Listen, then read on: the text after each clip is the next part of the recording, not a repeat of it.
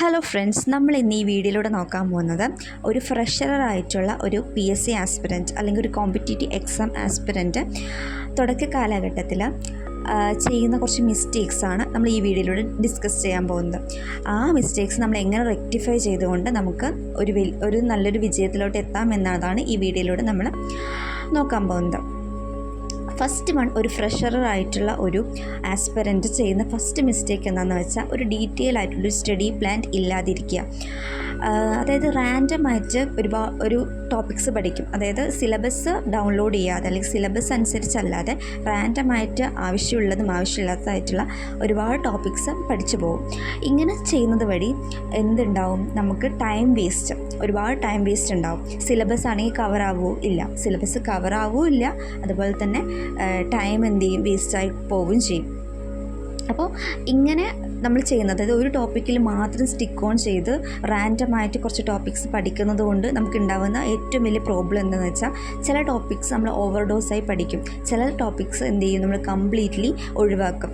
അപ്പോൾ ഒരിക്കലും PSC എന്ന് പറയുന്നത് ഒരു ടോപ്പിക്സിനെ കുറിച്ച് ഒരുപാട് ചോദിക്കുക അങ്ങനെയല്ലല്ലോ. എല്ലാ ടോപ്പിക്സിനും അതിൻ്റേതായ വെയിറ്റേജസ് ഉണ്ട്. അപ്പോൾ നമ്മൾ ആ വെയിറ്റേജിനനുസരിച്ച് പഠിക്കണം. അപ്പോൾ ഓവർഡോസായിട്ടൊരു ടോപ്പിക് നമ്മൾ പക്ഷേ ആ ടോപ്പിക്സിൽ വെയിറ്റേജ് 3 മാർക്സോ 4 മാർക്സോ ആണ്. നമ്മൾ പക്ഷെ പഠിക്കാത്ത ഒരു ടോപ്പിക്കിലെ വെയിറ്റേജ് 10 മാർക്കാണെങ്കിൽ വല്ല കാര്യമുണ്ടോ? ഇല്ല. അപ്പോൾ അങ്ങനെ ഓവർഡോസായിട്ട് നമ്മൾ ഒരു ടോപ്പിക്ക് മാത്രം സ്റ്റിക്ക് ഓൺ ചെയ്ത് പഠിക്കാതിരിക്കുക എന്നുള്ളതാണ് മെയിനായിട്ട് നമ്മൾ ചെയ്യേണ്ട ഒരു കാര്യം.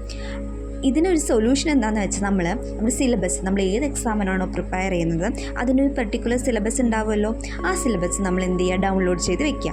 എന്നിട്ട് ആ സിലബസിൽ എങ്ങനെയാണോ ആ ഓരോ ടോപ്പിക്സിനും മാർക്ക് പറഞ്ഞിരിക്കുന്നത്, വെയിറ്റേജ് പറഞ്ഞിരിക്കുന്നത്, അതിനനുസരിച്ച് ഓരോ ടോപ്പിക്കിനും അതിൻ്റേതായ ഇമ്പോർട്ടൻസ് കൊടുത്ത് പഠിക്കുക.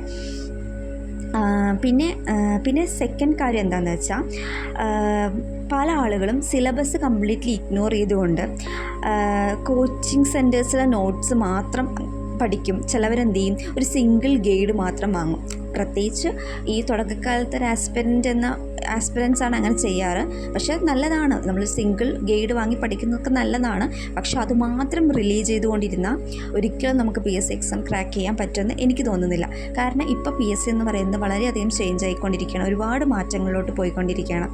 അതുപോലെ തന്നെ ക്വസ്റ്റ്യൻസൊക്കെ ഒരു വാസ്റ്റായിട്ടാണ് ചോദിക്കുക, സ്റ്റേറ്റ്മെൻറ്റ് ടൈപ്പൊക്കെയാണ് ചോദിക്കുക. അപ്പോൾ നമ്മൾ ഒരു ഗൈഡിൽ മാത്രം റിലേ ചെയ്തുകൊണ്ടിരുന്നാൽ നമുക്ക് ഒരിക്കലും ക്രാക്ക് ചെയ്യാൻ പറ്റുമെന്ന് എനിക്ക് തോന്നുന്നില്ല.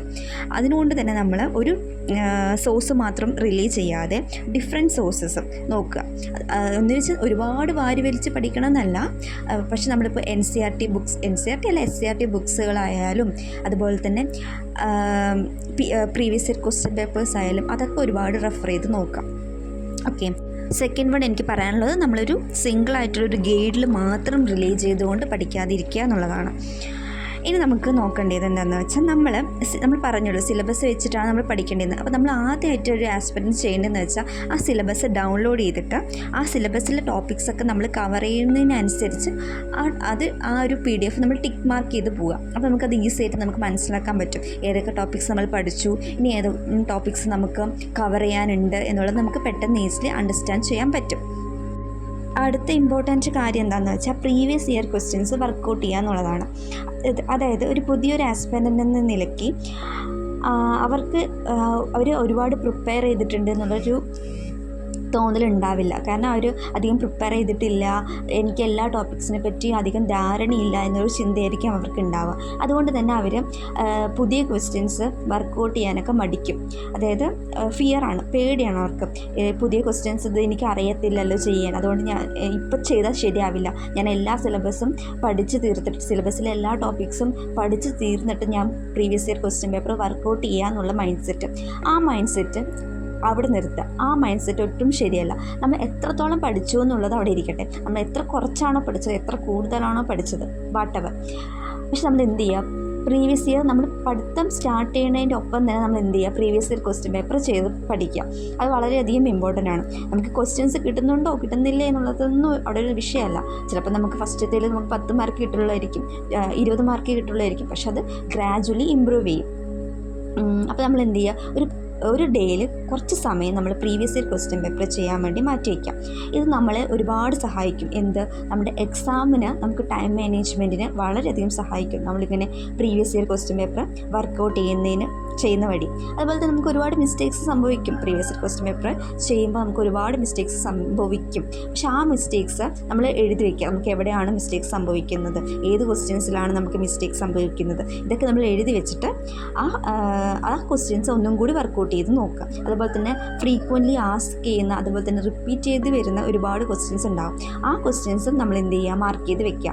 മാർക്ക് ചെയ്യല, ഒരു ബുക്കിൽ എഴുതി വെച്ചിട്ട് അത് റിപ്പീറ്റ് ചെയ്ത് നമ്മൾ പഠിക്കുക എന്നുള്ളതാണ്. അപ്പോൾ previous year question paper work out ചെയ്യുക എന്നുള്ളത് വളരെ വളരെ പറഞ്ഞാൽ വളരെ വളരെ വളരെ ഇമ്പോർട്ടൻ്റ് ആയിട്ടുള്ളൊരു കാര്യമാണ്. സോ ഒരു ദിവസം ഒരു 5-6 ക്വസ്റ്റ്യൻ പേപ്പർ വർക്കൗട്ട് ചെയ്ത് നോക്കുക മിനിമം. ഇനി അടുത്ത ഒരു മിസ്റ്റേക്ക് ഒരു ആസ്പിരൻ്റ് നെക്സ്റ്റ് ഒരു മിസ്റ്റേക്ക് ചെയ്യുന്നത് എന്താണെന്ന് വെച്ചാൽ മോക്ക് ടെസ്റ്റ് സ്കിപ്പ് ചെയ്യുക. പ്രീവിയസ് ഇയർ ക്വസ്റ്റ്യൻ പേപ്പർ ചെയ്യുന്ന പോലെ തന്നെയാണ് മോക്ക് ടെസ്റ്റ് എന്നും പറയുന്നത്. അതായത് ഇപ്പോൾ നമുക്ക് ഒരുപാട് ആപ്പുകളും ഫ്രീ ആയിട്ട് തന്നെ PSC മോക്ക് ടെസ്റ്റ് ചെയ്യാനൊക്കെ വേണ്ടിയിട്ട് യൂസ് ചെയ്യാനുള്ള അവസരങ്ങളുണ്ട്. അപ്പോൾ നമ്മൾ ഈ മോക്ക് ടെസ്റ്റ് ചെയ്യുന്നത് വഴി നമുക്ക് എന്ത് ചെയ്യാൻ പറ്റും, ടൈം മാനേജ്മെൻറ്റ്, നമ്മൾ പ്രീവിയസ് ആയിട്ട് പറഞ്ഞതുപോലെ തന്നെ പ്രീവിയസ് ഇയർ ക്വസ്റ്റ്യൻ പേപ്പറിൽ പറഞ്ഞതുപോലെ തന്നെ ടൈം മാനേജ്മെൻറ്റും അതിന് ഹെൽപ്പ് ചെയ്യും. അതുപോലെ തന്നെ നമുക്ക് എക്സാം ടൈമിൽ ഉണ്ടാകുന്ന ഒരു പാനിക് ആയിട്ടുള്ള അവസരം ഒഴിവാക്കാൻ സാധിക്കും. അതുപോലെ തന്നെ ടൈം നമുക്ക് കൺട്രോൾ ചെയ്യാനൊക്കെ സാധിക്കും. പക്ഷേ മിക്കവാറും ഉള്ള ആസ്പിരൻ്റ് ചെയ്യുന്നത് എന്താണെന്ന് വെച്ചാൽ എല്ലാം പഠിച്ചു കഴിഞ്ഞിട്ട് മോക്ക് ടെസ്റ്റ് ചെയ്യാം എന്നുള്ളൊരു ഒരു മനോഭാവം, അത് വളരെയധികം അവോയ്ഡ് ചെയ്യേണ്ട ഒരു ഇമ്പോർട്ടൻ്റ് ആയിട്ടുള്ള കാര്യമാണ്. മോക്ക് ടെസ്റ്റ് എത്ര നമ്മൾ കൂടുതൽ ചെയ്യാൻ പറ്റുമോ അത്രയും കൂടുതൽ നമ്മൾ ചെയ്യണം. ഇനി അടുത്തൊരു ഇമ്പോർട്ടൻറ്റ് പോയിൻ്റ് എന്ന് വെച്ചാൽ ഒരു പൂർണ്ണമായിട്ട് അണ്ടർസ്റ്റാൻഡിങ് ഇല്ലാതെ നമ്മൾ എന്ത് ചെയ്യുന്നത്, മെമ്മറൈസ് ചെയ്യുന്നത്. അതായത് ഒരു ടോപ്പിക്കിനെ കുറിച്ച് നമുക്ക് പൂർണ്ണമായിട്ട് ഒരു അറിവില്ലാതെ ഒരിക്കലും നമുക്ക് അതിന് റീകാൾ ചെയ്യാൻ പറ്റില്ല, നമുക്ക് ഓർമ്മിച്ചെടുക്കാൻ പറ്റില്ല. അപ്പോൾ എപ്പോഴും നമ്മൾ പഠിക്കുമ്പോൾ അതിൻ്റെ ഒരു സ്റ്റോറി ലിങ്ക് ചെയ്തുകൊണ്ടോ അല്ലെങ്കിൽ കോസ് ആൻഡ് എഫക്റ്റ് റിലേഷൻഷിപ്പ് മനസ്സിലാക്കിക്കൊണ്ടോ പഠിക്കണം. അല്ലാതെ കാണാപ്പാഠം പഠിച്ചിട്ട് നമുക്ക് ഒരിക്കലും അത് മെമ്മറൈസ് ചെയ്ത് ഓർക്കാൻ പറ്റില്ല. അതുകൊണ്ട് തന്നെ നമ്മൾ എന്ത് ചെയ്യണം, എന്താണ് നമ്മൾ പഠിക്കുന്നത് അതിൻ്റെ കോസ് ആൻഡ് എഫക്റ്റ് അറിഞ്ഞുകൊണ്ട് മാത്രം നമ്മൾ പഠിക്കാം. എന്നാൽ മാത്രം നമുക്ക് എന്ത് ചെയ്യാൻ പറ്റും, മെമ്മറൈസ് ചെയ്യാൻ പറ്റുള്ളൂ. ഇനി അടുത്തൊരു ഇമ്പോർട്ടൻ്റ് പോയിൻ്റ് എന്താണെന്ന് വെച്ചാൽ നമ്മൾ മുന്നേ പറഞ്ഞ പോലെ തന്നെ നമ്മൾ ഫേവറേറ്റ് ആയിട്ടുള്ള ടോപ്പിക്കുകൾ മാത്രം പഠിക്കുക. നമുക്ക് ഏതാണോ ഒരു ടോപ്പിക്ക് ഫേവറേറ്റ് അത് മാത്രം നമ്മൾ പഠിക്കുന്നു. വേറെയുള്ള ടോപ്പിക്കൊക്കെ നമ്മൾ എന്ത് ചെയ്യുന്നു, അവോയ്ഡ് ചെയ്യുന്നു. ഇതുകൊണ്ട് നമുക്കൊരു നല്ലൊരു മുന്നേറ്റം ഉണ്ടാവാൻ ഒരിക്കലും സാധിക്കില്ല. നമ്മൾ നമ്മുടെ കംഫർട്ട് സോണിൽ മാത്രമായിട്ട് നിന്ന് പോകും. അതുപോലെ തന്നെ നമ്മുടെ വീക്ക് ടോപ്പിക്സ് നമ്മൾ ഒരിക്കലും ഒരവസ്ഥയായി മാറും. വീക്ക് ടോപ്പിക്സ് എപ്പോഴും വീക്കായിട്ട് തന്നെ ഇരിക്കും. അതുപോലെ തന്നെ സ്ട്രോങ് ആയിട്ടുള്ള കാര്യങ്ങൾ എപ്പോഴും അങ്ങനെ തന്നെ ഉണ്ടാവും. പക്ഷേ വീക്കായിട്ടുള്ളതും കൂടെ നമ്മൾ പഠിക്കണമല്ലോ, എന്നാലും നമുക്ക് എക്സാമിന് മാർക്ക് സ്കോർ ചെയ്യാൻ പറ്റുള്ളൂ. സോ നമ്മളൊരിക്കലും നമ്മുടെ കംഫർട്ട് സോണിൽ മാത്രം നിന്നുകൊണ്ട് പഠിക്കരുത് എന്നുള്ളതാണ് അടുത്ത ഒരു ഇമ്പോർട്ടൻ്റ് ആയിട്ടുള്ള കാര്യം. ഇനി അടുത്ത ഇമ്പോർട്ടൻ്റ് ആയിട്ടുള്ളൊരു മിസ്റ്റേക്ക് എന്താണെന്ന് വെച്ചാൽ നമ്മൾ റിവിഷൻ ഇല്ലാതെ പഠിക്കുക എന്നുള്ളതാണ്. ഒട്ടും റിവിഷൻ ചെയ്യാതെ പഠിച്ചു പോകുന്നു. ഒരുപാട് കാര്യം നമ്മൾ പഠിക്കുന്നുണ്ടാവും, പക്ഷെ നമ്മൾ ഒരിക്കലും റിവൈസ് ചെയ്തില്ലെങ്കിൽ നമുക്ക് ഒട്ടും ഓർമ്മ നിൽക്കത്തില്ല. റിവൈസ് ചെയ്യുക എന്ന് പറയുന്നതാണ് ശരിക്കും നമ്മളുടെ ഒരു ആസ്പിരൻറ്റിനെ സംബന്ധിച്ചിടത്തോളം ഇമ്പോർട്ടൻ്റ് ആയിട്ടുള്ളൊരു കാര്യം എന്ന് വെച്ചാൽ റിവൈസിങ് ആണ്. അതാണ് ഒരു സക്സസിൻ്റെ കീ എന്ന് ഞാൻ പറയും. ഓക്കെ, അപ്പോൾ നമ്മൾ എന്ത് ചെയ്യുക, പ്രോപ്പറായിട്ട് നമ്മൾ എന്തൊക്കെ ടോപ്പിക്സ് പഠിക്കണോ അത് അപ് ടു ഡേറ്റ് ആയിട്ട് നമ്മൾ എന്ത് ചെയ്യണം, റിവൈസ് ചെയ്യണം. സോ റിവിഷൻ എന്ന് പറയുന്നത് വളരെയധികം ഇമ്പോർട്ടൻ്റ് ആണ്. ഇനി അടുത്തൊരു മിസ്റ്റേക്ക് എല്ലാവരും ചെയ്യുന്നത് എന്താണെന്ന് വെച്ചാൽ ഹെൽത്ത് ഒന്നും നോക്കാതെ പഠിക്കും.